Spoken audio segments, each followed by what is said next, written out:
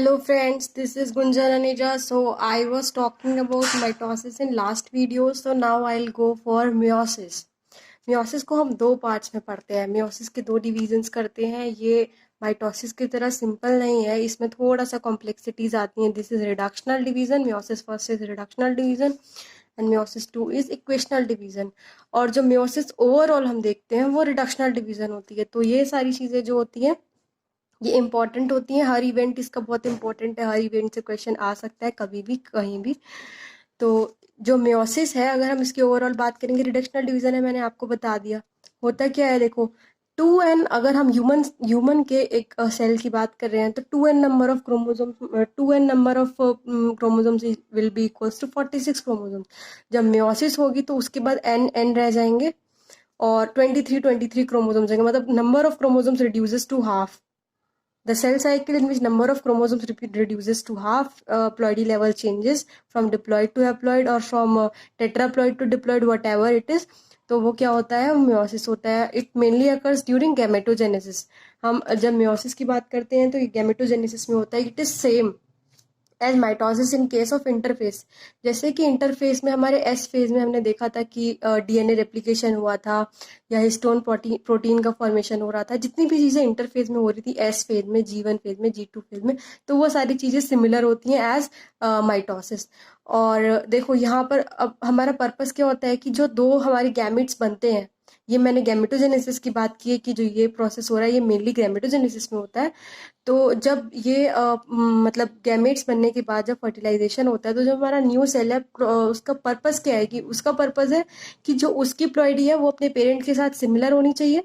तो उसकी प्लॉइडी जो है सिमिलर रहती है. देखो 46 क्रोमोसोम यहाँ थे और 46 ही यहाँ पर रह जाएंगे. तो जो meiosis है मेनली होता है गैमेट्स में. मेनली क्या मतलब, हम meiosis का मतलब होता ही गैमेटोजेनेसिस है. गैमेटोजेनेसिस में ही होगा meiosis. और जो माइटोसिस है, ये मैंने आपको सिग्निफिकेंस ऑफ माइटोसिस में बताया था कि ये ग्रोथ एंड डेवलपमेंट के लिए हो सकता है, ये सेल रिपेयर के लिए हो सकता है, मेरिस्मेटिक सेल्स में होता है. बट माइटोसिस का गैमेटोजेनेसिस में रोल नहीं होता. बहुत जैसे ये जो गैमेट्स बनते हैं इनका जो फर्दर मतलब हम देखते हैं कि जब हम उसमें पढ़ते हैं ना गैमेटोजेनेसिस, स्पर्मेटोजेनेसिस एंड oogenesis, उसमें आप देखते हो कि इनके भी जो डिवीजन्स होते हैं वो नंबर्स इंक्रीज करने के लिए माइटोसिस होता है और डिप्लॉइड से एप्लॉइड बनने के लिए meiosis होता है. तो और मैंने इसको थोड़ा सा कंपैरिजन करते हुए यहाँ पर मेंशन किया है कि जो माइटोसिस है, माइटोसिस में number of chromosomes has been equal to parent chromosome. Number of chromosome of daughter cell is equal to number of chromosomes in the parent cell. तो इक्वेशनल डिवीजन हो गई. But in case of reductional division, in case of meiosis, number of chromosomes has been reduced to half.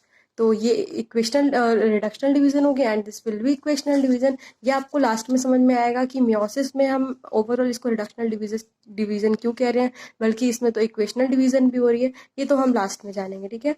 और interface इन दोनों में same रहता है. ये हो गया. उसके बाद हम देखते हैं कि जो meiosis है उसको हम दो पार्ट्स में पढ़ते हैं. meiosis को दो पार्ट्स में पढ़ते हैं और उसके भी अलग अलग फेजेस होते हैं. जैसे ये आपको दिख रहा है यहाँ पर कि जो ये meiosis है ये टू पार्ट्स में होता है, meiosis 1 एंड meiosis 2. इसके अलग अलग पार्ट्स हैं, prophase 1, metaphase 1, anaphase 1, telophase 1, prophase 2, metaphase 2, anaphase 2 and telophase 2.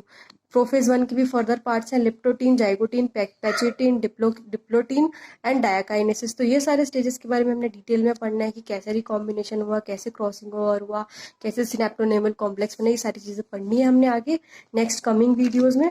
तो ये जैसे इसका एक इंट्रोडक्शन है कि ये इसमें दिख रहा है कि जो meiosis है रिडक्शनल डिवीजन कैसे हो रहा है, इक्वेशनल डिवीजन कैसे हो रहा है, ठीक है. तो इसमें इसी में आपको मैं ये बता देती हूँ कि जो प्लॉइडी लेवल है वो हम कैसे देखते हैं. देखो प्लॉइडी लेवल मतलब n, और if n is equals to 2, एक सेल की हम बात करें जिसमें दो क्रोमोसोम प्रेजेंट है, ये दो क्रोमोसोम प्रेजेंट है A and B, A B will form one set of chromosome. ऐसे 23 सेट्स प्रेजेंट होते हैं हमारे में, इसीलिए 46 नंबर ऑफ क्रोमोसोम्स होते हैं हमारे सोमैटिक सेल्स में. But this cell is haploid so it will contain one set of chromosome. और अगर हम ह्यूमंस की बात करेंगे तो हैप्लॉइड सेल में कितने होंगे, 2 सेट्स ऑफ क्रोमोसोम. तो ये इसकी प्लॉइडी हो गई. डिप्लॉइड सेल में सेम यही होता है कि जो सेम होमोलोगस क्रोमोसोम दिख रहे हैं ए बी बी, तो ये एक सेट बनाएंगे. Two set of chromosomes present होंगे डिप्लॉइड सेल में, ठीक है. और उसके बाद हम होमोलोगस क्रोमोसोम्स की बात करते हैं. व्हाट आर होमोलोगस क्रोमोसोम, जिनका सेंट्रोमेयर सेम पोजीशन पे होना चाहिए सेल में, उनकी लेंथ सेम होनी चाहिए, और जो जीन्स प्रेजेंट है ना, suppose this genes encodes for a protein, for example this gene codes for a protein, insulin के लिए कोड कर रहा है ये वाला, ये पार्ट, थोड़ा सा पार्ट, तो इस होमोलोगस क्रोमोसोम में भी जो होगा ये वाला पार्ट जो है इंसुलिन के लिए कोड करेगा। तो इट मीन्स कि जीन्स जो है उनके सेम लेवल पे है, तो ये दो क्रोमोसोम जो होंगे वो होमोलोगस क्रोमोसोम कहलाएंगे। ह्यूमन सेल में होमोलोगस क्रोमोसोम्स जो होते हैं पेयर में 23 पेयर्स प्रेजेंट होते हैं, तो इसीलिए जो है वो हमारा 46 क्रोमोसोम बनाता है। ये मैंने आपको बताया कि सोमैटिक सेल में, सॉरी एक सेल में सोमैटिक जो क्रोमोसोम्स होते हैं, जो नॉर्मल क्रोमोसोम्स होते हैं वो 22 होते हैं, और जो हमारे सेक्स क्रोमोसोम्स होते हैं जिनको हम एलोसोम्स भी कहते हैं, वो हमारे XY और XX वो अलग, उनका एक पेयर प्रेजेंट होता है। तो दिस वाज ऑल जिसके इंट्रोडक्शन के बारे में बता दिया था। Now I will deal with meiosis 1 और म्योसिस 1 का प्रोफेज 1। देखो फ्रेंड्स, ये याद रखना कि अगर नीट में क्वेश्चन आता है तो वो ऐसे आएगा कि इन प्रोफेज 1 दिस जो क्वेश्चन होगा फिर लिखा हुआ होगा, ठीक है। लेकिन अगर लिखा है सिर्फ प्रोफेज तो वो माइटोसिस की बात करे। अगर उसने म्योसिस से क्वेश्चन पूछा है तो वो क्लियरली मेंशन करेगा प्रोफेज 1 प्रोफेज 2। और ये चीज आप क्वेश्चन के ऑप्शन देख के भी समझ सकते हैं, क्वेश्चन देख के भी समझ सकते हैं कि जो रिकॉम्बिनेशन वगैरह की अगर बात करेगा तो वो हमारे माइटोसिस में नहीं होती। तो कंफ्यूज नहीं होना है कि प्रोफेज 1 दिया है या प्रोफेज सिंपल प्रोफेज दिया है तो ये कौन से प्रोफेज की बात करें, कभी भी नहीं सोचना। अगर सिंपल प्रोफेज लिखा है तो इसका मतलब वो माइटोसिस की बात कर रहा है। तो चलिए आगे चलते हैं, हम देखते हैं कि प्रोफेज में क्या क्या होता है।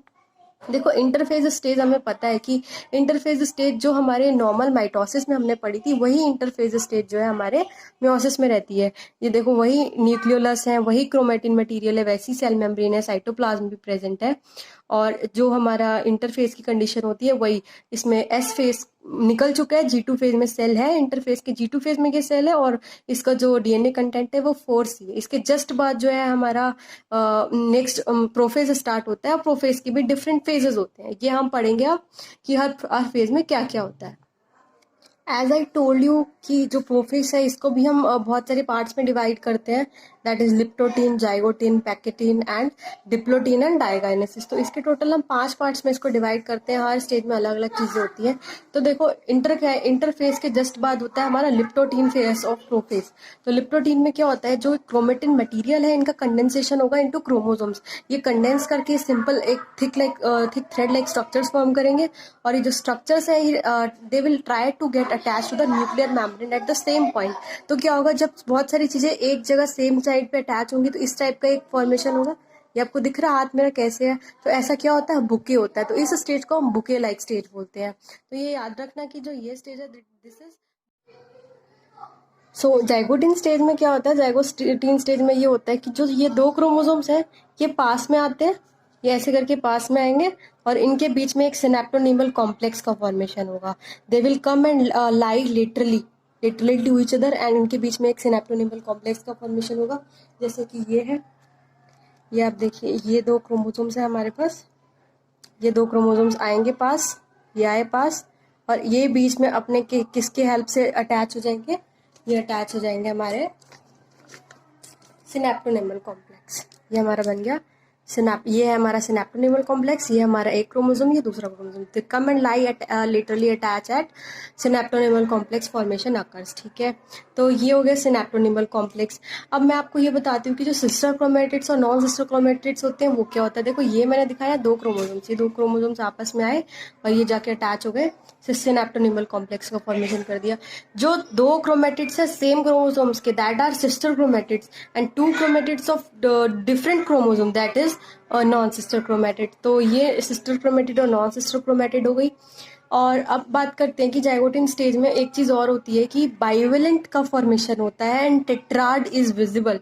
मतलब विजिबल होना स्टार्ट हो जाता है, क्लियरली विजिबल वो पैचिडेंट स्टेज में होता है। तो टेट्राड क्या होता है, अब समझ में आने वाली बात ये है कि ये देखो 2 क्रोमोसोम्स आए, ये ऐसे आके इनका ये हुआ, ये 2 दिख रही है ना क्रोमेटिड, एक क्रोमेटिड ये, एक क्रोमेटिड ये, एक क्रोमेटिड ये, एक क्रोमेटिड ये, एक क्रोमेटिड ये। तो ये दोनों जो है ये आई ऐसे अटैच हुई, तो ये बाइवेलेंट हुआ क्योंकि 2 क्रोमोसोम आ रहे हैं, ठीक है। और ये जो इसकी क्रोमेटिड्स ऐसे होती हैं, तो it means it is tetrad. ये क्रोमेटिड्स का होना इस टेट्राड, एंड ये जो क्रोमोसोम आए हैं दैट इज बाइवेलेंट। तो यहाँ पर कंफ्यूजन होता है कि बाइवेलेंट और टेट्राड दोनों एक साथ कैसे हो सकते हैं। तो अभी बात आपको समझ में आएगी, जो दो क्रोमोसोम्स अलग अलग हैं तो वो तो हमारे जो है बाइवेलेंट का फॉर्मेशन करेंगे, लेकिन जो क्रोमेटिड है दैट आर टेट्राड फॉर्मेशन, वो टेट्राड फॉर्मेशन करें। तो अगर क्वेश्चन एग्जाम में आता है कि टेट्राड फॉर्मेशन कहाँ पर विजिबल होता है तो आपको पैचेटिन ऑप्शन मिलेगा, वहाँ पे आपको पैचेटिन मार्क करना है। लेकिन उसकी स्टार्टिंग हमारी जाइगोटिन स्टेज से हो जाती है। हम बाइवेलेंट और टेट्राड के बारे में जाइगोटिन स्टेज में पढ़ते हैं, ठीक है। और सेंट्रियोल का मूवमेंट जो अपोजिट पोल्स पे है वो throughout the prophase same रहता है, ठीक है। Next is pachytene. So next is pachytene stage. Pachytene stage में क्या होता है, रिकॉम्बिनेशन नोड्यूल का फॉर्मेशन होता है। वो व्हाट इज रिकॉम्बिनेशन नोड्यूल, कुछ भी कंफ्यूजन की बात नहीं है, ये सिर्फ एक एंजाइम मीडिएटेड कॉम्प्लेक्स है। इसमें डिफरेंट डिफरेंट टाइप्स के एंजाइम प्रेजेंट होते हैं, एंडोन्यूक्लियस, एक्सोन्यूक्लियस एक्सेट्रा। और ये एंजाइम जो मीडिएटेड कॉम्प्लेक्स है यही रिकॉम्बिनेज कहलाता है। जैसे हम एनसीईआरटी के अकॉर्डिंग देखें तो वहाँ रिकॉम्बिनेज लिखा है। तो रिकॉम्बिनेशन नोड्यूल फॉर्मेशन का मतलब क्या है, रिकॉम्बिनेज। इस रिकॉम्बिनेज में मल्टीपल एंजाइम्स होते हैं और इसकी हेल्प से क्या होता है, जो दो क्रोमेटिड्स हैं उनके बीच में क्रॉसिंग ओवर होगा, नॉन सिस्टर क्रोमेटिड्स के बीच में क्रॉसिंग ओवर होगा और उसकी हेल्प से जो है रिकॉम्बिनेशन नोड्यूल की हेल्प से जो है एक्सचेंज ऑफ क्रोमेटिड मटेरियल हो जाएगी, sorry exchange of genetic material होगा। ये देखो दो हमारे होमोलोगस क्रोमोसोम्स आए, इन्होंने सिनेप्टोनेबल कॉम्प्लेक्स के थ्रू अटैच हुए, अब क्या होगा, इनके बीच में क्रॉसिंग ओवर होगी नॉन सिस्टर क्रोमेटिड्स की। अब यहाँ क्रॉसिंग ओवर नहीं होगी ऐसे करके, ये सिस्टर क्रोमेटिड्स है, ये क्रॉसिंग ओवर ऐसे होगी, ठीक है, ये ऐसे क्रॉसिंग ओवर होगी। तो ये क्रॉसिंग ओवर जो ये हुई है ना दैट इज जेनेटिक मटेरियल का एक्सचेंज हो रहा है। ये किसकी हेल्प से होता है, रिकॉम्बिनेशन नोड्यूल की हेल्प से होता है। और यहाँ मैंने क्लियरली मेंशन किया बड़ा बड़ा tetrads are clearly visible in this stage. इसको मैं इसके सेल डायग्राम की हेल्प से आपको बताती हूँ। देखो ये रहा हमारा पैचेटिन स्टेज, यहाँ दिख रही है क्रॉसिंग ओवर होती हुई, ये क्रॉसिंग, ये वही डायग्राम है जो मैंने अभी तक आपको दिखाया है, लिप्टोटिन, जाइगोटिन और ये पैचेटिन। पैचेटिन को मैंने अलग से दिखा दिया है कि थोड़ा सा इसमें समझने वाली बात है कि इससे क्वेश्चंस भी बहुत सारे आते हैं कि at which state tetrads are clearly visible, at which states को crossing over occurs, at which state recombination nodule formation occur. तो ये सारी बातें पैचेटिन से रिलेटेड है, ये याद रखना। उसके बाद हम देखते हैं डिप्लोटिन। डिप्लोटिन में क्या होता है, डिप्लोटिन स्टेज में क्या होता है, ये जो हमारा सिनेप्टोनिमल कॉम्प्लेक्स बना था ना इसके बीच में, यहाँ पर जो ये सिनेप्टोनिमल कॉम्प्लेक्स था यहाँ पे तो क्रॉसिंग ओवर हो चुकी थी पैचेटिन स्टेज में। जो जाइगोटिन स्टेज में हमारा डिप्लोटिन कॉम्प्लेक्स बना था, सिनेप्टोनिमल कॉम्प्लेक्स बना था सॉरी, वो जो है डिजोल्व होना स्टार्ट हो जाता है। तो जो जब ये सिनेप्टोनिमल कॉम्प्लेक्स डिजोल्व होता है तो जो होमोलोगस क्रोमोसोम्स हैं वो एक दूसरे को रिपेल करना स्टार्ट कर, देखो ये होमोलोगस क्रोमोसोम पास आए थे, इनके बीच में क्रॉसिंग ओवर हुई थी। अब क्या होगा, ये क्रॉसिंग ओवर हो चुकी है इनके बीच में, अब क्या है, ये दोनों जो है एक दूसरे को रिपेल करना स्टार्ट कर देंगे, ये रिपेल्शन स्टार्ट हो जाएगा।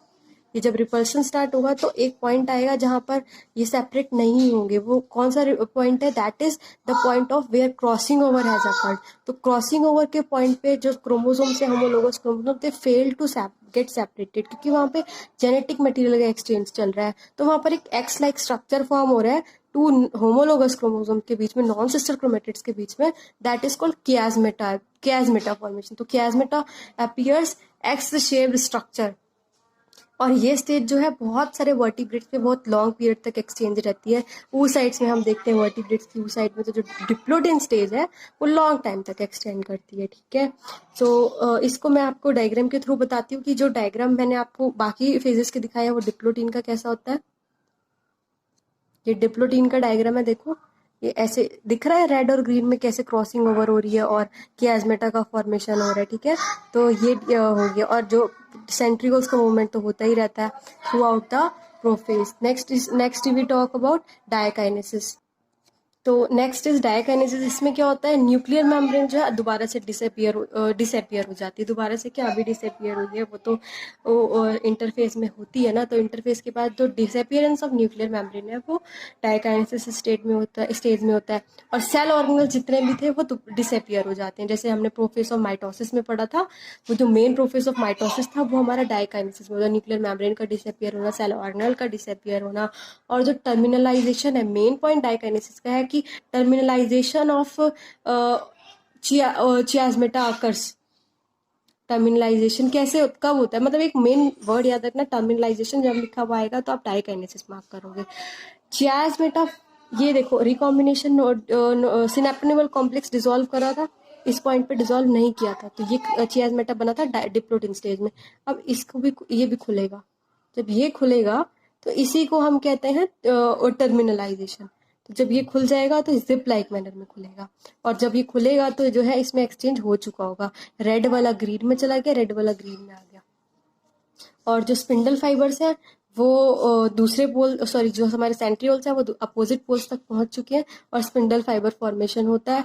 ये मैंने गलत लिख दिया, यहाँ पर आपका सेंट्रियोल्स आएगा, centrioles goes to opposite poles, ये सेंट्रियोल्स आएगा यहाँ पर, centrioles will go to opposite poles and spindle fiber formation will occur.